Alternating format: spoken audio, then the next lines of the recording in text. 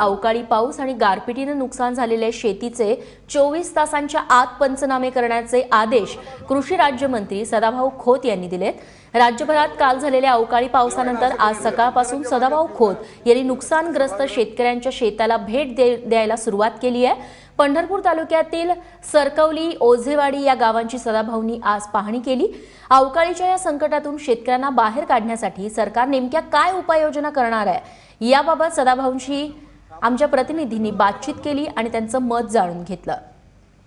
शेतकऱ्यांचा प्रतिनिधी म्हणून त्या सरकारमध्ये काम करत आहे आणि पूर्वी काय झालं याच्यापेक्षा आता आपल्याला काय करावं लागेल हे अत्यंत महत्त्वाचं आहे। महसूल मंत्री चंद्रकांत दादा पाटील यांच्याबरोबरही सकाळी माझं बोलणं झालेलं आहे आणि त्यांनी तातडीनं महसूल विभागाला आदेश दिलेले आहेत की पंचनामे ताबडतोब करून शासनाला अहवाल सादर करावा आणि यामध्ये कुठेही हायगय होईल असं मला वाटत नाही।